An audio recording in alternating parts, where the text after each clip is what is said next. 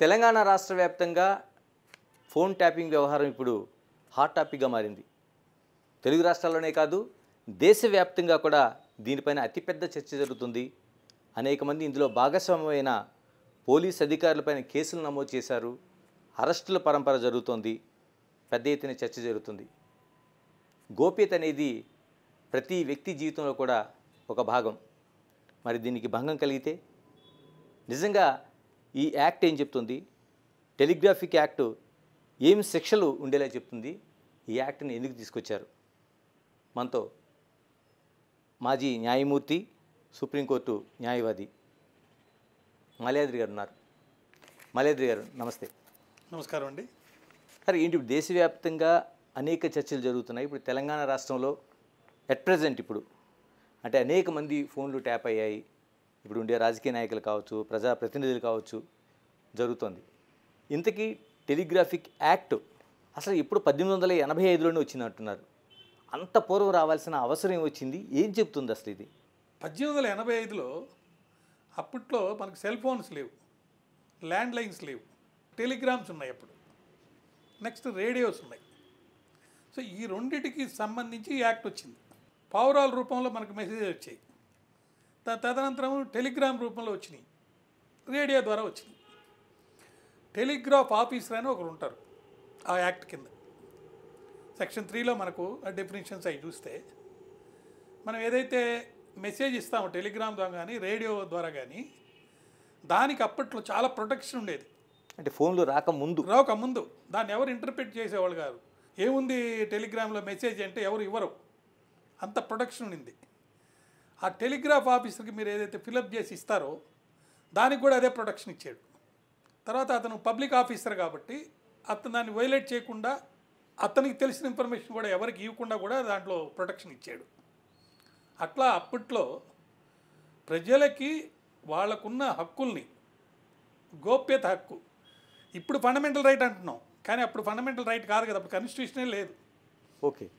అయినా కూడా బ్రిటిష్ వాళ్ళు ఈ యాక్ట్ ద్వారా ప్రజలకి వాళ్ళకున్నటువంటి ఏదైనా ఇన్ఫర్మేషన్ ఎవరికైనా పాస్ ఆన్ చేస్తుంటే దాన్ని టెలిగ్రామ్ రూపంలో కానీ రేడియోలో మెసేజ్ల ద్వారా కానీ పంపించినప్పుడు దాన్ని ఎవరు ఇంటర్సెప్ట్ చేయకుండా, డిస్టర్బ్ చేయకుండా ప్రొటెక్షన్ ఇచ్చారు. సెక్షన్ 25 అందరికీ తెలిసింది. 25 కింద ఒక 3 years పనిష్మెంట్ అలాంటిది కనుక ఎవరైనా ఇంటర్సెప్ట్ చేసి బయట వాళ్ళకి చెప్తే. అంటే ఏం చెప్తుందండి యాక్ట్ కానీ ఉల్లంఘిస్తే? అంటే ఏం చర్యలు తీసుకోవచ్చు అసలు? దాని కింద ఒక క్రిమినల్ కేసు పెడితే టెలిగ్రాఫిక్ యాక్ట్ కింద 3 years పనిష్మెంట్ వేస్తారు టెలిగ్రాఫిక్ యాక్ట్కి సంబంధించినంత వరకే. అయితే పబ్లిక్ సర్వెంట్స్ చేసినప్పుడు కొన్ని ఇతర యాక్ట్స్ వస్తాయి. నమ్మి వాళ్ళకు కొంత ఇన్ఫర్మేషన్ ఇస్తాం కదా, దాన్ని మరి ఎవరికి చెప్పకుండా దాన్ని కాపాడి గోప్యతను కాపాడుతామని చెప్పి ఒక ట్రస్ట్ తోటి చేస్తారు. అది బ్రీచ్ ఆఫ్ ట్రస్ట్ చేసినప్పుడు సెక్షన్ 409 వస్తుంది, 427 వస్తుంది. 409 వచ్చేటప్పటికే మ్యాటర్ ఈజ్ వెరీ సీరియస్. ఎందుకంటే 10 years ఇంప్రిజన్మెంట్. ఇప్పుడు చీఫ్ మినిస్టర్లు, ప్రైమ్ మినిస్టర్లు లేదా ఎంపీలు, ఎమ్మెల్యేలు ఇటువంటి వాళ్ళందరూ కూడా ఇప్పుడు చాలామంది ఈ మధ్య చంద్రబాబు నాయుడు గారి మీద 409 చాలా ఇంపార్టెంట్ కేసు సెక్షన్ అయింది. ఇప్పుడు ఇక్కడ తెలంగాణలో పెట్టిన కేసుల్లో 409 కూడా పెట్టారు. దానికి 10 years ఇంప్రిజన్మెంట్. అదే సీరియస్ కేసు. ఎలాగండి మామూలుగా మనం చూసుకుంటే టెలిగ్రాఫిక్ యాక్ట్ ఉన్నా సరే చాలామంది ఫోన్లు ట్యాప్ అవుతున్నాయి, ట్యాప్ చేస్తున్నారు, భయాందోళనకు గురవుతున్నారు. నిజంగా అధికారులకు ఈ హక్కు ఉందా? ఏ అధికారులు దీన్ని అసలు ట్యాపింగ్ చేయొచ్చు అసలు మనకి? అంటే టెలిగ్రాఫిక్ యాక్ట్ ఒకటి, టెలికమ్యూనికేషన్ యాక్ట్ ఒకటి, తర్వాత కొన్ని యాక్ట్స్ ఈడీ యాక్ట్ ఉంది, పిఎంఎల్ఏ యాక్ట్ ఉంది, ఫారెన్ ఎక్స్చేంజ్ యాక్ట్ ఉంది. అట్లాంటి యాక్ట్స్లో ఎన్ని మొత్తం మీద మనం కనుక చూస్తే సిబిఐకి ఒకటి, రాక్ ఒకటి, తర్వాత ఎకనామిక్ అఫెన్సెస్ ప్రివెంట్ చేయడానికి ఒకటి రెవెన్యూ యాక్ట్ ఒకటి ఉంది, తర్వాత ఆర్మీ యాక్ట్ ఉంది. కొన్ని 5-6 యాక్ట్స్ ఉన్నాయి. ఈ యాక్ట్స్ కింద ఆఫీసర్స్కి పబ్లిక్ ఇంట్రెస్ట్ లేకపోతే సావరానిటీకి ఇబ్బంది వచ్చినప్పుడు, లేకపోతే ఎక్కడైనా అల్లర్లు జరుగుతాయన్నప్పుడు కొన్ని సందర్భాల్లో వీళ్ళు వితౌట్ పర్మిషన్, హైయర్ అథారిటీ నుంచి పర్మిషన్ తీసుకోకుండా 72 hours దాకా ఇంటర్సెప్ట్ చేసి ఇన్ఫర్మేషన్ని తీసుకోవచ్చు. అంటే 72 గంటలకు ముందు వరకు ఆ, తీసుకున్న తర్వాత తీసుకున్న ఇన్ఫర్మేషన్ని 48 అవర్స్ లోపల, ఇప్పుడు ఈరోజు నా దగ్గర ఇన్ఫర్మేషన్ ఇంటర్సెప్ట్ చేసి తీసుకుంటూ పోతున్నారు. తీసుకున్న తర్వాత నుంచి 48 అవర్స్ లోపల అథారిటీ దగ్గర నుంచి పర్మిషన్ తీసుకురావాలి. ఎవరి దగ్గర తీసుకోవాలని అథారిటీ అంటే ఎవరి దగ్గర నుంచి తీసుకోవాలి? దానికి ఒక ఆఫీసర్ ఉంటాడు. ఫర్ ఎగ్జాంపుల్ మీకు సిబిఐ ఆఫీసర్ అనుకోండి, లేకపోతే ఈడీ యాక్ట్ ఉంటుంది, పిఎంఎల్ఏ యాక్ట్, దాంట్లో ఒక ఆఫీసర్కి పవర్ ఉంటుంది. ఫర్ ఎగ్జాంపుల్ ఇప్పుడు మన డిస్ట్రిక్ట్స్లో పోలీస్ వాళ్ళు సిఆర్పిసి ప్రకారం సూపరింటెండెంట్ ఆఫ్ పోలీస్ దగ్గర లెటర్ పెట్టి ఇంటర్సెప్ట్ చేసి తీసుకోవాలి. కానీ తీసుకునే అవకాశం లేదు, కారణం ఏదైనా కానీ. ఇందా చెప్పినట్టు ఒక ఆర్మీ లేకపోతే యుద్ధం వచ్చేటట్టు ఉంది, ఆ సందర్భంలో ఒక స్పైగా వెళ్ళి తీసుకోవాలి ఇంటర్సెప్ట్ చేసి, లేకపోతే public order law and order problem వచ్చేటట్టు ఉంది, పర్మిషన్ తీసుకుంటే అది టైం వేస్ట్ అయిపోద్ది. అట్లాంటప్పుడు తీసుకుని మళ్ళీ ఇక్కడ ఎస్పీ దగ్గర తీసుకోవాలి. ఒక్కొక్క దానికి ఒక్కొక్క అథారిటీ ఉన్నాడు. అతని దగ్గర ఒకవేళ తీసుకోకుండా కనుక మీరు దగ్గర ఏదైనా ఇన్ఫర్మేషన్ ఉంటే 48 అవర్స్ లోపల దాన్ని డిస్ట్రాయ్ చేసేయాలి. It can't be used, it shall not be used. అంటే ఎవరెవరిని చేయొచ్చు అంటారు ఇలాగా? మనం ఒక వ్యక్తి ఎవరి ఇన్ఫర్మేషన్ అయినా కానీ ఇంటర్సెప్ట్ చేయొచ్చు, ఎవరిదైనా. అంటే ఎవరిదైనా. అంతకుముందు తీవ్రవాదులు అన్నారు, ఇటువంటి వాళ్ళకి తీవ్రవాదులు అని. ఇప్పుడు తీవ్రవాదులు పబ్లిక్ ఇంట్రెస్ట్లో, తీవ్రవాదని మనకు తెలియదు, పబ్లిక్ ఇంట్రెస్ట్లో వాడు తర్వాత తేలుతాడు తీవ్రవాదని. ఎవడు తీవ్రవాదాన్ని ముద్ర వేసుకొని తిరగడు కదండి. తీవ్రవాదులకి సంబంధించినటువంటి ఇన్ఫర్మేషన్ ఒక పర్టికులర్ పర్సన్ దగ్గర నుంచి వెళ్తుంది అన్నప్పుడు చట్టబద్ధతగా తీసుకోవాలంటే ఒక పద్ధతి, చట్టానికి వ్యతిరేకంగా తీసుకోవాలంటే ఒక పద్ధతి. చట్టబద్ధతగా తీసుకోవాలంటే జనరల్గా ఇంటర్సెప్ట్ చేసేదానికి లేదు. మనకు ఆర్టికల్ 14, ఆర్టికల్ 19, ఆర్టికల్ 21, అది గోల్డెన్ ట్రియాంగిల్ అంటారు. 3 సపరేట్ ఆర్టికల్స్ అయినా కూడా ఫండమెంటల్ రైట్స్లో ఆ గోల్డెన్ ట్రియాంగిల్ అంటారు దాన్ని మన లీగల్ సర్కిల్స్లో. ఓకే. 14 అంటే అందరూ సమానం, 19 అంటే right to freedom of speech and expression. ఇక్కడే చిన్న డిస్టర్బెన్స్. రైట్ టు ఫ్రీడమ్ లేదండి మనకు. Right to freedom of speech, right to speak లేదు. Right to freedom of speech and expression ఉంది. ఓకే. రైట్ టు స్పీక్ లేదు. రైట్ టు స్పీక్ అంటే నేను మాట్లాడుతుంటే మీరు వినాల్సిందే, నాకు రైట్ ఉంది కాబట్టి. కానీ right to freedom of speech ఉంది, మాట్లాడేదానికి స్వాతంత్రం ఉంది, మాట్లాడే హక్కు లేదు. మాట్లాడేదానికి స్వాతంత్రం మాత్రమే ఉంది. హక్కు ఇస్తే మాట్లాడేదానికి మీ అందరూ బాధ్యతగా నేను చెప్పేది వినాలి మీరు. So right to freedom of speech అంటే నాకు మాట్లాడేదానికి స్వాతంత్రం ఉంది, హక్కు లేదు. జనరల్గా మాట్లాడదాం, నాకు మాట్లాడే హక్కు ఉంది, మాట్లాడే హక్కు లేదండి. మాట్లాడేదానికి స్వేచ్ఛ ఉంది. ఓకే. ఇదొకటి. నెక్స్ట్ ఆర్టికల్ 21, దాంట్లో ఏమన్నారంటే no person shall be deprived of his personal liberty or life except under the procedural law. ఒక పద్ధతి ప్రకారం, చట్ట ప్రకారం, చట్ట పరిధిలో ఎవరికైనా వాళ్ళకున్నటువంటి జీవించే హక్కు, స్వేచ్ఛగా బతికే హక్కు ని డిస్టర్బ్ చేయొచ్చు అని ఉంటుంది ఆర్టికల్ 21లో. ఈ రైట్ టు ప్రైవసీ అనేది పుట్టుస్వామి కేసు 9 మంది జడ్జీలతోటి, ఇప్పుడున్న చీఫ్ జస్టిస్ చంద్రచూడ్ గారి ఫాదర్ కూడా అప్పుడు బెంచ్లో ఉన్నారు. ఆయన వాళ్ళు ఇచ్చేంత వరకు 9 బెంచ్ జడ్జిమెంటు, 9 జడ్జెస్ బెంచి, అప్పుడు రైట్ టు ప్రైవసీ అనేది only general right, constitutional or fundamental right కాదు. మనకెక్కడ వేరే స్పెసిఫిక్ ఎక్కడ లేదు ఏది రైట్ టు ప్రైవసీ అనేది. అది ఆర్టికల్ 21లో ఇంటర్ప్రిట్ చేసేటప్పుడు సుప్రీంకోర్టు వాళ్ళు పుట్టుస్వామి కేసులో తీర్పిచ్చారు. రైట్ టు ప్రైవసీ అనేది రైట్ టు లైఫ్లో పార్ట్. ఒక మనిషి జీవించే హక్కు ఉండేటప్పుడు అనురాగంతో హాయిగా ప్రశాంతంగా ప్రైవసీతోటి జీవించే హక్కు ఉండాలి వాడికి. నీకు జీవించే హక్కు ఇచ్చామని చెప్పి వాడు రైట్ ఆఫ్ ప్రైవసీని డిస్టర్బ్ చేసేసి నువ్వు బతుకోనట్టుంటే వాడు ఎట్ట బతుకుతాడు? హాయిగా బతకాలంటే వాడికి రైట్ టు ప్రైవసీ ఉండాలి. ఇలాగ ఇప్పుడు మనకి టెలిఫోన్లు ట్యాప్ అవుతున్నాయంటే అతిపెద్ద వివాదం జరుగుతుంది. ఒకప్పుడు గోడలకు చెవులు ఉంటాయంటే ఒక పెద్ద రహస్యంగా అనుకునేవారు. ఇప్పుడు దానికి కళ్ళు వచ్చినాయి, మరోవైపు మాట్లాడే హక్కు వచ్చింది. అంటే అసలు మనకి ప్రైవేటు జీవితమే లేకుండా పోయింది.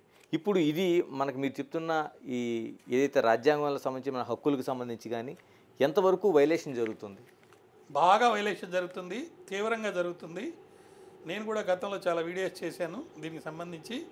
ఇప్పుడు వింటున్నది చూస్తుంటే మీరు ఏదిగా రాజకీయ నాయకులు, అధికారులు వీటికి సంబంధించే చెప్తున్నారు, కానీ వ్యాపారస్తులది, సినిమా వాళ్ళది, ఎవరిది వీళ్ళది వాళ్ళదని తేడా లేకుండా ఇప్పుడంటే ఈ తెలంగాణలో పట్టుకున్నారు కాబట్టి అది ఒక పోలీస్ అధికారి రాజకీయంగా లబ్ధి కోసం తప్పులు చేశాడు, అది చూస్తే అది ఒక పెద్ద విషవలయంలాగా రాధాకృష్ణ అని ఇంకా చాలామంది ఒక తర్వాత ఒకరు అరెస్ట్ అవటం. ఇందులో కూడా అందరినీ ప్రైవేట్ వ్యక్తులు కూడా చేశారండి, సినిమా యాక్టర్లను చేశారంటున్నారు, వ్యాపారాలను చేశారు, అంటే దాన్ని అడ్డు పెట్టుకొని చాలా చేశారు. అంటే మీకు పోలీస్ ఆఫీసర్స్ని అరెస్ట్ చేయటం, పార్లమెంట్ ఎలక్షన్లు ఇప్పుడు ఉండటం, ప్రభుత్వాలు మారటం, వీటి వల్ల ఈ బయటకు వచ్చినాయండి.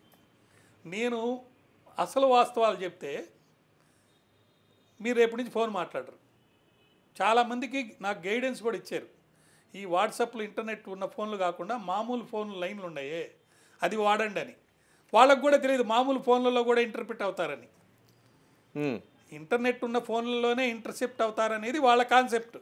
అందుకని ఇంటర్నెట్ లేకుండా ఒక మామూలు ల్యాండ్ లైన్ ఫోన్లు ఉంటాయి కదా, సెల్ ఫోను, దాన్ని వాడండి అని కూడా చెప్పారు నాకు. కానీ నేను దాని గురించి స్టడీ చేశాను.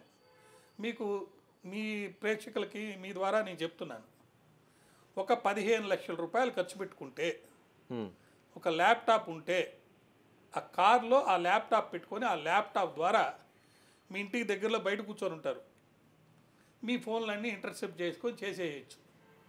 పట్టుకునే అవకాశం కూడా లేదు. అంత టెక్నాలజీ వచ్చింది. అదొకటి.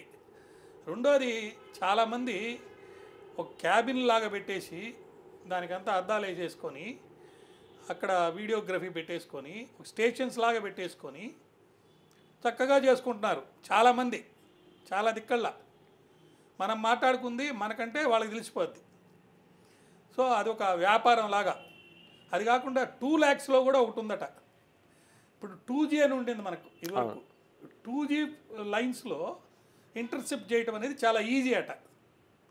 ఆ 2Gకి వాడిన లైన్స్ని మన ఇంట్లో మనం ఏర్పాటు చేసుకొని దాని నుంచి ట్యాగ్ చేసుకుంటారు. ఫర్ ఎగ్జాంపుల్ ఇక్కడ ఉన్న ఇప్పుడు వేరే వేరే కంపెనీస్ సెటిలైట్స్ వచ్చేసినాయి, మనకు టెలిఫోన్ టవర్స్ అంటాం. ఆ టవర్స్లో వెళ్ళి అక్కడ కనుక వాడు ట్యాగిన్ అయితే నా కోసం వాడు వచ్చినా కానీ అన్ని ఫోన్లు వింటానే ఉంటాడు వాడు. సో కాబట్టి ఎవరి యొక్క వ్యక్తిగత స్వాతంత్రము, స్వేచ్ఛ అనేది ఆర్టికల్ 32లో సుప్రీంకోర్టులో మనకు ఫండమెంటల్ రైట్ ఉంది, మేము ప్రొటెక్ట్ చేయాలి, మా బాధ్యత అది, మేము ప్రొటెక్ట్ చేస్తామని వాళ్ళు చెప్పినా, ఎన్ని చట్టాలు వచ్చినా, లేకపోతే ఎంతమంది అధికారులు మీరు పెట్టినా ఇది మటుకు జరుగుతూనే ఉంది. ఏం చేయాలంటారు? ఇప్పుడు మీరు చెప్తున్న 14 కావచ్చు, 19 కావచ్చు, 21 కావచ్చు, ఇది ఒక ట్రయాంగిల్లోనే మనకు రక్షణగా చెప్తున్నారు. ఇది ఉల్లంఘన జరిగితే అటు కోర్టుల్లో జడ్జెస్ కూడా చాలా పవర్ ఉందండి. సీరియస్ అండ్ పవర్ఫుల్ సెక్షన్స్ ఉన్నాయి. సిఆర్పిసిలో సెక్షన్ 190 క్లాస్ C అని ఉంది. దాని పవరు ఏ మేజిస్ట్రేట్ కూడా ఎక్సర్సైజ్ చేయడు. కొంతమంది కేరళలో కొంతమంది మేజిస్ట్రేట్లు కొంతమంది ఎక్సర్సైజ్ చేశారు. ఎందుకు చేయరంటే వాళ్ళకి ఇప్పటికే తలకు మోసిన భారం ఉంది, కోర్టులో కేసులు అయ్యాయి. మరి అటువంటప్పుడు సుమోటోగా వాళ్ళు ఆ పవర్ని ఎక్సర్సైజ్ చేసి దాని ద్వారా తగు రీతిలో న్యాయం చేయాలంటే వాళ్ళకి కుదరదు, జరగదు. కాబట్టి దీనికి సంబంధించి ఈ మధ్య పోలీస్ ఆఫీసర్స్ కూడా ట్రైనింగ్ ఇస్తున్నారు. ప్రతి స్టేషన్లో ఒక ఇద్దరికి ఈ ఇంటర్నెట్ ద్వారా జరిగే చీటింగ్ కేసెస్, లేకపోతే ఇప్పుడు ఫ్రాడ్ జరుగుతుంటుంది, నెట్లో ఫ్రాడ్ చేసి డబ్బులు సీజ్ చేసేయి, ఇటువంటి వాటన్నిటికి కూడా త్వరితగతిన న్యాయం చేయాలని లోక్ అదాలత్లో కూడా డబ్బులు ఏడైనా సీజ్ అని దొరికితే పట్టుకొని వెంటనే ఇచ్చేస్తున్నారు ఆ విక్టిమ్కి. ఇదివరకైతే కేసు అయిపోయేదాకా ఉండాలి డబ్బులు అక్కడే, 10 ఏళ్ళు అయిన తర్వాత కూడా ఆ డబ్బులు రావు, వడ్డీలు పోతుండే. ఇప్పుడు అట్లా కాకుండా కొంత ఆ రీతిలో న్యాయం చేసేదానికి చర్యలు జరుగుతున్నాయి, కానీ పాక్షికం అన్నమాట, చాలా తక్కువ జరుగుతున్నాయి. పోలీస్ ఆఫీసర్స్లో కూడా సపరేట్ ఒక వింగ్ ఉండాలి దీనికి. దానికి కూడా టెక్నికల్గా క్వాలిఫైడ్ అయిన పీపుల్ ఉండాలి. పర్టికులర్లీ ప్రతి స్టేషన్లో కూడా ఒక ఉమెన్ పోలీస్ ఆఫీసర్ ఉండాలి. ఇప్పుడు ఈ సినిమా వాళ్ళలో ఎవరు ఒక్క మగ హీరో యొక్క ఫోన్ ట్యాప్ చేసినట్టుగా చెప్పండి, లేదు, అంత లేడీసే. పేర్లు నేను చెప్పను కానీ నేను చదువుతున్నాను. కారణం ఏంటంటే లేడీస్ ప్రైవసీ కనుక ఇంటర్ఫీర్ అయ్యి దాంట్లో సమాచారం తీసుకుంటే దానివల్ల లబ్ధి ఎక్కువ ఉంది. ఎలాగంటే మన టెలిగ్రాఫిక్ యాక్ట్ సంబంధించి చూస్తే ఒక అధికారి ఒక ఫోన్ ట్యాప్ చేయాలనుకుంటే ఎవరంటే దాదాపుగా మనకు చెప్తున్న దాంట్లో హోమ్ మినిస్ట్రీ దగ్గర కూడా ఆ మినిస్ట్రీ నుంచి తీసుకోవాలి, లేదంటే రాష్ట్రంలో అయితే రాష్ట్రంలో తీసుకోవాలి, ఉన్నతాధికారుల దగ్గర నుంచి అంటున్నారు. అంటే ఎస్పీ పరిధి దాటి తీసుకోవాల్సిన అవసరం ఉంది అంటున్నారు. దీన్ని 48 గంటలు దాటితే ఎవరి దగ్గర తీసుకోవాల్సిన అవసరం ఉంది? అంటే ఇప్పుడు పర్మిషను 48 గంటల దాకా మీరు కొన్ని సందర్భాల్లో ఇంటర్సెప్ట్ చేసి పర్మిషన్ లేకుండానే సమాచారాన్ని సేకరిస్తారు. ఆ సేకరించిన సమాచారాన్ని మీరు వాడుకోవాలంటే ఎవరైనా సమాచారం తీసుకునేది దేనికి? అఫిషియల్గా దాన్ని వాడటానికి. అన్అఫిషియల్గా వాడేవాడికి పర్మిషన్ అవసరం లేదు. ఇలాగ టెలిగ్రాఫిక్ యాక్ట్ 1885లో వస్తే చాలా చోట్ల అనేక డిబేట్స్ జరుగుతున్నాయి. ఒక కేసు కూడా నమోదు కాలేదని, కొందరేమో నమోదు అయింది అంటున్నారు. అది తప్పండి, తప్పు. చాలా కేసులు నమోదైనవి. దాని కింద అంటే కొన్ని కేసులేమో ప్రాపర్టీ డ్యామేజ్ అయినట్టు టెలిగ్రాఫ్కి సంబంధించి, లేకపోతే ఎవిడెన్స్ డ్యామేజ్ అయ్యి, ఇప్పుడు ఈ కేసులో కూడా చూడండి 427, 409 వచ్చిందంటే క్రిమినల్ బ్రీచ్ ఆఫ్ ట్రస్ట్ జరిగింది కాబట్టి 409 వచ్చింది.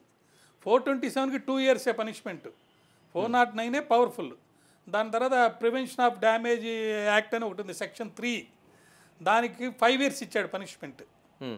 సో ఇవన్నీ కూడా పబ్లిక్ ఆఫీసర్స్ ఇంటరప్ట్ చేశారు కాబట్టి వీళ్ళ మీదకి వచ్చిన ఈ సెక్షన్లన్నీ. అదే మీరో నేనో పబ్లిక్ ఆఫీసర్స్ కానోళ్ళు చేస్తారు. అంటే మన రాష్ట్రంలో ఏమైనా ఉన్నాయండి ఓన్లీ ఈ యాక్ట్ ప్రకారం ఏమైనా?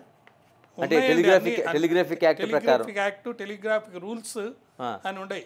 సెక్షన్ 5(1) ఒకటి, 419A రూల్స్ ఒకటి.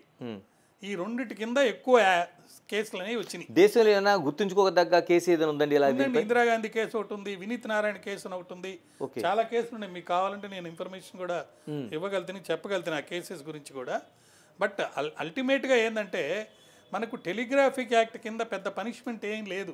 Okay, only 3 years. అది బెయిలబుల్, లేకపోతే నాన్ బెయిలబుల్ అయినా ఇప్పుడు సెక్షన్ 41A నోటీస్ కింద బయటకు వచ్చేస్తాడు. ఓకే, హాయిగా వాడు మన రైట్ టు ప్రైవసీలోకి ఇంటర్ఫియర్ అవుతాడు, అన్నీ చేసిపోతాడు. టెలిగ్రాఫిక్ యాక్ట్ కింద మాత్రమే కనుక కేసు పెడితే వాడు బెయిల్ మీద బయటకు వచ్చేస్తాడు. కేవలం ఇండియన్ పీనల్ కోడ్ దాంట్లో 120B కాన్స్పిరసీ అంటే హయ్యర్ పొలిటికల్ అఫీషియల్స్ లేకపోతే పొలిటికల్ లీడర్స్ వివిధ స్థాయిల్లో వాళ్ళ లబ్ధి కోసం, రాజకీయ లబ్ధి కోసం చేశారు కాబట్టి ఆ ఇండియన్ పీనల్ కోడ్లో ఉన్న కొన్ని సెక్షన్లని ట్యాగ్ చేశారు.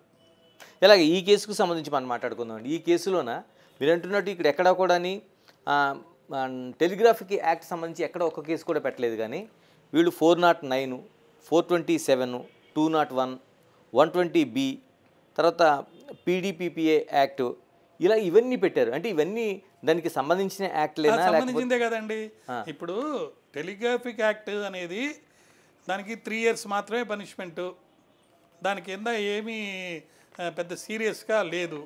మొట్టమొదటి ఈ కేసు పెట్టినప్పుడు ఇది అంటే అనాథరైజ్డ్గా ఇంటర్ఫియర్ అయ్యారు అనేది, అఫిషియల్ పవర్ని మిస్యూజ్ చేశారనేది. 2 ఇజ్రాయెల్ నుంచి వేరే పర్పస్ కోసం తెచ్చినట్టు, దాన్ని వీళ్ళు అనుకున్న పర్పస్ కోసం వాడినట్టు, ప్లస్ లబ్ధి ప్రమోషన్లు ఇవ్వటం, రిటైర్ అయిపోయిన వాళ్ళని తీసుకొని వాళ్ళని వాడుకోవటం, లేకపోతే వీళ్ళ ద్వారా ఒక ప్రొఫైల్ తయారు చేయించేది.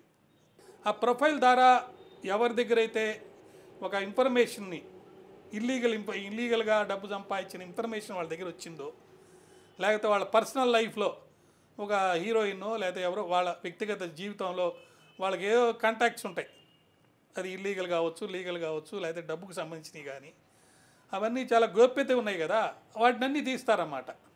అంటే ఇది ఇప్పుడు మీరు చెప్తున్నట్టు టెలిగ్రాఫిక్ యాక్ట్ కంటే 409 అనేది స్ట్రాంగ్. 409 అనేదే క్రిమినల్ బ్రీచ్ ఆఫ్ ట్రస్ట్. అది క్రిమినల్ బ్రీచ్ ఆఫ్ ట్రస్ట్ ఎందుకు వచ్చింది అక్కడ? అది ఎందుకు వచ్చిందంటే గవర్నమెంట్ సర్వెంట్సే ఇంటర్ఫియర్ అయ్యారు కాబట్టి. దాంట్లో ఒక రిస్ట్రిక్షన్ ఉందండి. 409లో బ్యాంకర్స్ ఒకరు, పబ్లిక్ సర్వెంట్స్ ఒకరు. ఓకే, వీళ్ళు చాలా ఇంపార్టెంట్, వాళ్ళని పెట్టారు. ఇంకొకరు కూడా ఉంటారు దాంట్లో. మనకి ఈ కేసులో సంబంధించి పబ్లిక్ సర్వెంట్స్. పబ్లిక్ సర్వెంట్ అనేది ఎందుకు పెట్టారంటే చాలా క్లియర్. 120B పెట్టడంలో ఇప్పుడు ఒక పోలీసు అధికారి వాడికై వాడే ఎవరు చెప్పకుండా ఎందుకు ఇన్ఫర్మేషన్ తీస్తాడండి? తీస్తే ఒకటే ఎక్కడైనా ఒక రాజకీయ నాయకుడు చెప్పినట్టు ఆ లుచ్చా లఫంగి వాళ్ళలో ఎవరియో ఒకరో ఇద్దరు తీస్తారు అని అన్నాడు. అది కరెక్టే. ఏదైనా సెక్యూరిటీ పర్పస్ కోసం ఒకరిద్దరికి తీస్తారు, కానీ ఇక్కడ ఒకరిద్దరి కాదండి, వేల మంది తీశారు కొన్ని సంవత్సరాలుగా అనేది అలిగేషన్. ఒకరిద్దరి కూడా తీసే హక్కు ఉందండి అసలు? ఒకరిద్దరి కాదు, తప్పుడు వాళ్ళు కూడా తీసడానికి లేదు. తప్పు చేసిన వాళ్ళకి ఎవరెవరికి తీయచ్చు? పబ్లిక్ డిస్టర్బెన్సెస్, లేదా ఎక్స్ట్రీమిస్ట్స్, లేదా వేరే దేశంతో మనకు ఒక వారు క్రియేట్ చేసి అట్లా కొన్ని సందర్భాలు క్లారిటీ ఉందండి, అందరికీ అన్నీ తెలుసండి. 120B వాడు ఎక్కడ కనపడ్డు, ఎక్కడో వాడి ఇషారా, వాడి సైగలు, వాడిచ్చే ప్రమోషన్ ఆర్డర్లు, వాటి ద్వారా ఒక అనుమతి ఇచ్చేస్తాడు. ఆ అనుమతిని ఇల్లీగల్ పర్పసెస్ కోసం చేయమని చెప్పాడు కాబట్టి వాడిని కూడా ముద్దాయిగా ఇరికిచ్చారు. సో 120B అనేలో ఒకవేళ దాని కింద ఏదైనా నేరం జరుగుంటే కాన్స్పిరసీ కింద మెయిన్ ప్రిడికేట్ అఫెన్స్, మెయిన్ అఫెన్స్కి ఏం పనిష్మెంట్ ఉంటే అదే పనిష్మెంట్ 120B వాళ్ళకి కూడా వస్తుంది. ఇలాగ ఈ కేసు సంబంధించి ఇప్పటివరకు అధికారులు మాత్రమే ఒక 4 అరెస్ట్ చేశారు, ఇంకా కేసులు నమోదవుతున్నాయి అంటున్నారు. అంటే చేసిన వాళ్ళకే ఉంటుందా ఈ ట్యాపింగ్లు, చేయించిన వారికి కూడా ఉంటుందా? చేయించిన వాళ్ళకి కూడా 120B ఎప్పుడైతే పెట్టారో అది ఒక సూచన అనమాట. ఎవరైతే కాన్స్పిరసీ చేశారో కుట్ర, వాళ్ళు ఏ పరిస్థితిలో ఏ అధికారంలో ఎలా దాంకొని ఉన్నా, ఫామ్ హౌస్ల్లో ఉన్నా, లేకపోతే ఇంకోది ఇక్కడ ఉన్నా, ఎక్కడున్నా కూడా అక్కడ వాళ్ళు ధనంతో ప్రొటెక్ట్ చేయబడినా వాళ్ళందరినీ పట్టుకోవాల్సిన బాధ్యత ప్రభుత్వాల మీద ఉంది. తప్పకుండా పట్టుకుంటారని నేను ఆలోచిస్తున్నాను. అంటే వాళ్ళకు కూడా శిక్షలు ఉంటాయి. 120B అదే చెప్తుంది కదా. ఓకే, కుట్ర చేయించిన వాళ్ళకి కూడా ఉంటుంది. చేయించిన వాళ్ళకి, కుట్ర చేసిన వాళ్ళకి సరైన సమాధానం ఆర్టికల్ 14. అంటే ఎంత స్థాయిలో ఉన్నా జరుగుద్దండి? ఏ స్థాయిలో ఉన్నా జరిగేది. ఈ దేశంలో ఇందిరాగాంధీని అరెస్ట్ చేశారు, వాళ్ళకంటే గొప్ప వాళ్ళు ఏం కాదు కదా. కేజ్రీవాల్ ఉన్నాడు, ఇప్పుడు కేజ్రీవాల్ ఉన్నారు, వాళ్ళ మినిస్టర్ ఆయన 1 year నుంచి ఉన్నాడు. నిన్నగాక మొన్న కవిత గారు వెళ్ళారు, ఉంది. ఎవరిని వదిలే అవకాశం లేదు. 1.5 year క్రితం నేను చెప్పాను కేజ్రీవాల్ అరెస్ట్ అవుతాడని. ఇలాగా ఇప్పుడు సంబంధించి ఈ యాక్ట్ 1885లో మనకి టెలిగ్రాఫిక్ యాక్ట్ తయారైంది, కేవలం 3 సంవత్సరాలు మాత్రమే ఉంటున్నారు. ఇటువంటి చట్టాలని, యాక్ట్లని పటిష్టం చేయాల్సిన అవసరం ఉందా? ఎందుకంటే మారుతున్న పరిస్థితుల్లో అమెండ్మెంట్స్ వచ్చినాయండి. Machine learning, automation, blockchain, artificial intelligence అటువంటి వచ్చిన ఈ సందర్భంలో ఇంకా మనం రైట్ టు ప్రైవసీ దాన్ని ప్రొటెక్ట్ చేసుకోలేకపోతే అది మన తప్పే. మనం కనుగొన్నటువంటి మిషన్స్ని, మనం ఏర్పరచుకున్నటువంటి ప్రజాస్వామిక విలువలు కలిగిన సిస్టాన్ని దాన్ని ప్రాపర్గా యూజ్ చేయడానికి మనకున్న మెథడ్ అంటే ఎలక్షన్ ద్వారా సరైన ఎన్నుకోవడం. సామాన్య మానవుడికి వాడికి ఉన్నటువంటి ప్రాథమిక హక్కులు భంగం కలిగినప్పుడల్లా గవర్నమెంట్లో ఉన్న వాళ్ళు రెస్పాండ్ అయ్యి ప్రొటెక్ట్ చేయడానికి ముందుకెళ్తే ఖచ్చితంగా మనం అనుకున్నటువంటి సిస్టమ్ అనేది మార్పు అనేది వస్తుంది. ఇలాగ ఇటువంటి కేసుల్లోన చాలా వరకు 5 ఏళ్ల కాలంలో గవర్నమెంట్లు ఉంటాయి, మరి ఇంకొకసారి గెలిస్తే 10 ఏళ్ళ వరకు ఉంటుంది.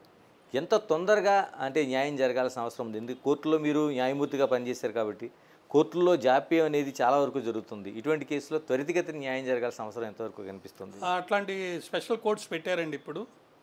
తర్వాత టెక్నాలజికల్గా డెవలప్మెంట్స్ వచ్చినాయి చాలా. ఇప్పుడున్న చీఫ్ జస్టిస్ గారు అనేక విధాలుగా వాటిని వాడుకుంటున్నారు. గవర్నమెంట్స్ కూడా కోర్ట్స్ విషయంలో లిబరల్గా ఉండి ఫండ్స్ బాగా అలాట్ చేస్తున్నారు. రాబోయే రోజుల్లో త్వరితగతిన న్యాయాన్ని ఇచ్చేదానికి నమ్మకం నాకైతే ఉంది. అందువల్లనే పెద్ద పెద్ద నాయకులందరినీ కూడా అరెస్ట్ చేసి జైల్లో పెడితే బెయిల్ రాలేకుండా ఉంది. ఇదే క్వశ్చన్ కవిత గారి కేసులో, కేజ్రీవాల్ కేసులో కూడా అడిగారు. ఏమి డబ్బులు ఉన్నవాళ్ళు, పొలిటికల్ పవర్ ఉన్నవాళ్ళు, సుప్రీంకోర్టు దాకా రాగలిగిన వాళ్ళు వచ్చినప్పుడల్లా బెయిల్ ఇవ్వడానికి మేము ఉన్నామా? ఇవ్వమని చెప్పారు. అంటే అంత స్టబ్బన్గా ఒక సిట్టింగ్ చీఫ్ మినిస్టర్ని, అది కూడా ఆయన నేను జైల్లో ఉండి పరిపాలన చేస్తానని చెప్పి అంటున్న వ్యక్తిని కూడా, అంత స్ట్రాంగ్గా ఉన్న వ్యక్తిని మరి లోపల ఉంచారు కదా. అంటే న్యాయ వ్యవస్థ చురుగ్గా ఉంది అని చెప్పేదానికి మీకు ఒక ఉదాహరణ చెప్తున్నాను నేను. ఇప్పుడు అమెరికాలో ఇదే జరిగితే వాడిని ఎన్నికల్లో గెలవనీయరండి, మళ్ళీ వాడు దగ్గర డబ్బు రికవరీ చేసేస్తారు. ఇవన్నీ జరుగుతున్నాయి ఎందుకంటే అక్కడ సిస్టమ్ అలా ఉంది. సో ఆ సిస్టంలో మార్పులు అనేది రావాలి ఖచ్చితంగా. ఇలాగ ఇటువంటి కేసులు భవిష్యత్తులో రాకుండా ఉండాలంటే, అంటే మన వ్యక్తిగత స్వేచ్ఛకు భంగం కలిగేలా, మన గోప్యత మనలోనే ఉండేలా ఉండాలంటే ఇంకా ఏం చేయాల్సిన అవసరం ఉంది? ప్రభుత్వాలు కానీ లేకపోతే ఈ చట్టాలు కానీ? చాలామంది నన్ను అడుగుతుంటారండి ఇదే క్వశ్చన్ని, నా గోప్యతను నేను ఎలా కాపాడుకోవాలి? ఫస్ట్ మీరు మాట్లాడేటప్పుడు ఫోన్లో ఏమైనా క్లిక్కింగ్ టోన్స్ లేదా డిస్టర్బ్డ్ టోన్స్ లేకపోతే స్టాటిక్గా ఫోన్ ఉంటాం, ఇలాంటివి మీరు గమనిస్తే మీ ఫోన్ ట్యాప్ అయిందనేది మీకు గుర్తు. First prevention is better than cure. కాబట్టి ఆ ట్యాపింగ్ జరిగిందనే అనుమానం నీకు వచ్చే పరిస్థితి కనుక వస్తే వెంటనే ఓహో నన్ను ఎవరో ట్యాప్ చేస్తున్నారని చెప్పి నీ ఫోన్ కాకుండా వేరే నెంబర్ నుంచి మీరు మాట్లాడుకోవాలి. ఇప్పుడు ఏ నెంబర్కి కూడా లేదంటున్నారు కదా. ఇప్పుడు ఏ నెంబర్కైనా అంటే మాట్లాడే వాళ్ళు ఎవరనేది తెలియనప్పుడు ఆ నెంబర్లోకి వాళ్ళు ఇంటర్సెప్ట్ కారు కదా. ఇప్పుడు నా నెంబర్ నుంచి మాట్లాడుతుంటే ఎదుటి వాళ్ళకి నా నెంబర్ తెలుసు కాబట్టి దాంట్లో ఇంటర్సెప్ట్ అవుతారు. నేను నా పనివాడి ద్వారా లేదా ఇంకో నెంబర్ ఏదో ద్వారా మాట్లాడితే జరగదు కదా. ఇప్పుడు దానికి కూడా వచ్చిందంటున్నారు టెక్నాలజీ. అంటే టెక్నాలజీ ఎట్లా డెవలప్ అవుతుందో దానికి విరుగుడు కూడా ఉంటుందండి. అదేవిధంగా ఇప్పుడు కొత్త చట్టం కూడా వచ్చింది, కాంపిటీషన్ లా అని ఒకటి వచ్చింది. ఇంకో చట్టం ఏంటంటే మీకు సంబంధించి ఈ నెట్లో ఒక ఇన్ఫర్మేషన్ని అశ్లీలతగాను ఏదో పెట్టారనుకోండి, దాన్ని తీసేయడానికి మీకు హక్కు ఉంది క్వశ్చన్ చేస్తూ అడిగి. అదేవిధంగా right to freedom of speech and expression కింద రైట్ టు ప్రెస్కి ఒకటి ఉంది. ప్రెస్లో ఇప్పుడు ఓటీటీ దీంట్లో కవర్ కాలేదు, ఓటీటీలో మీద మనం కేసు పెట్టేదానికి లేదు. కానీ ఇప్పుడు అది కూడా మారుతుంది చట్టం. సో రోజు రోజుకి చట్టాలు కూడా మారుతున్నాయి. దాంతోపాటు ఫోన్ వాడుకోవడానికి నువ్వు సిద్ధపడినప్పుడు ఫోన్లో మనం ఇచ్చిన ఇన్ఫర్మేషన్ని ఇంటర్సెప్ట్ కాకుండా ప్రొటెక్ట్ చేయడానికి ఉన్న సదుపాయాలు ఏంటి, ఆ టెక్నిక్స్ ఏంటి, అది కూడా తెలుసుకోవాలి. నువ్వు తెలుసుకొని దాన్ని ప్రొటెక్ట్ చేసుకొని ప్రజాస్వామ్య విలువలను కాపాడేందుకోసం నీ బాధ్యతను కనుక నెరవేరిస్తే ఖచ్చితంగా ఇంటర్సెప్ట్ అనేది కాదు. ఇలాగ చివరిగా చెప్పండి, ఇప్పుడు మీరు కేసుని ఫాలో అవుతున్నారు, తెలంగాణ రాష్ట్రంలో ఈ ట్యాపింగ్ కేసుని ఎటువైపు మళ్ళీ అవకాశం ఉందనుకుంటున్నారు? నిజంగా ఈ పెట్టిన ఈ సెక్షన్స్ ఏవైతే ఉన్నాయో వీటి ద్వారా నిజంగానే ఎవరైతే బాధ్యులుగా ఉన్నారో వాళ్ళకి కఠిన శిక్షలు విధించే అవకాశం ఉందని అనుకుంటున్నారా? ఇంకా లేకపోతే ఏమైనా మార్పులు చేయాల్సిన అవసరం ఉందనుకుంటున్నారా? అంటే మొట్టమొదట ఈ కేసులో టెలిగ్రాఫ్ యాక్ట్ కింద పెట్టలేదు. వాళ్ళు ఒక పబ్లిక్ ఆఫీసర్, పబ్లిక్ సర్వెంట్ అనేవాడు పవర్ మిస్యూజ్ చేసి ఎవిడెన్స్ని డెస్ట్రాయ్ చేసి ఇల్లీగల్గా రైట్ టు ప్రైవసీని వైలేట్ చేశారనే కాన్సెప్ట్లో వెళ్ళారు ఫస్ట్. కాబట్టి కొన్ని సెక్షన్స్ మార్పు అనేది జరగాలి. ఇప్పుడున్న సెక్షన్స్ పబ్లిక్ ఇంట్రెస్ట్ని, పబ్లిక్ సర్వెంట్స్ ట్రస్ట్ని బ్రీచ్ చేశారు అనే దానికి మాత్రమే సరిపోతాయి. అదేవిధంగా కాన్స్పిరసీ ఉన్నదానికి మాత్రమే సరిపోతుంది. రైట్ టు ప్రైవసీ వైలేట్ చేసిన దానికి మాత్రమే సరిపోతుంది. కానీ ఇంకా చాలా సెక్షన్స్ ఉన్నాయి, ఐపీసీలో ఉన్నాయి, తర్వాత పిఎంఎల్ఏ యాక్ట్లో ఉన్నాయి, నెక్స్ట్ ఫారిన్ ఎక్స్చేంజ్ యాక్ట్ ఉంది. ఎందుకు చెప్తున్నానంటే ఈ ఇల్గాటన్ మనీ అంతా ఎక్కడెక్కడ ఉంది, ప్రజల డబ్బుని ఎక్కడైతే దొంగలింపబడిందో, అన్యాయంగా అక్రమంగా చట్ట వ్యతిరేకంగా ఏదైతే చర్యలు చేశారో అటువంటి వాటిని అన్నింటినీ కర్బ్ చేస్తూ గిల్టీని పనిష్ చేయాల్సిన బాధ్యత ఖచ్చితంగా ప్రభుత్వం మీద ఉంది. అవసరమైతే దీనికి సంబంధించి కోర్టులు కూడా సెన్సిటివ్గా యాక్ట్ చేసి ఇప్పుడు రిమాండ్ ఇచ్చేశారు, పోలీస్ కస్టడీ కూడా ఇచ్చారు. మళ్ళీ దీని తర్వాత ఇంకా అరెస్ట్ చేయాల్సిన వాళ్ళు చాలామంది ఉన్నారన్నట్టుగా చదివాను. ఇమీడియట్ అరెస్టులు అనేవి జరగాలి. దీనికి సంబంధించిన మనీ ఎక్కడుందో దాన్ని సీజ్ చేయాలి, ఇన్వెస్టిగేషన్ జరగాలి, ఎవిడెన్స్ కలెక్ట్ చేయాలి, అవి కూడా కేసులోకి రావాలి. అప్పుడు ఖచ్చితంగా దొంగలు దొరుకుతారు, వ్యవస్థలో ఇటువంటి వాళ్ళు మళ్ళీ రిపీట్ కాకుండా ఉండేదానికి అవకాశం. థ్యాంక్ యూ మాల్యాద్రి గారు, థ్యాంక్ యూ వెరీ మచ్. ఇది మనకి తెలంగాణ రాష్ట్రంలో జరుగుతున్న ఫోన్ ట్యాపింగ్ సంబంధించి ఎలాంటి కేసులు నమోదయ్యాయి, దానిపైన ఎలాంటి శిక్షలు ఉంటాయి, మన గోప్యతకు ఎలాంటి చట్టాలు ఉన్నాయి, దాన్ని ఎలా రక్షించుకోవాలని, దాంతోపాటు ఇప్పుడు జరుగుతున్న కేసు తీరు, మరోవైపు కేసులో ఖచ్చితంగా ఎంతటి వారున్నా సరే ఖచ్చితంగా ఇందులో శిక్ష తప్పదనేది చట్టాలు చెప్తున్నాయని మాల్యాద్రి గారు స్పష్టం చేస్తున్నారు. మరోవైపు ఈ కేసు ఇప్పటివరకు ఉన్న దాంట్లో ఇంకొన్ని మార్పులు జరగాల్సిన అవసరం ఉందని సూచిస్తున్నారు. Signing off, this is Ganesh.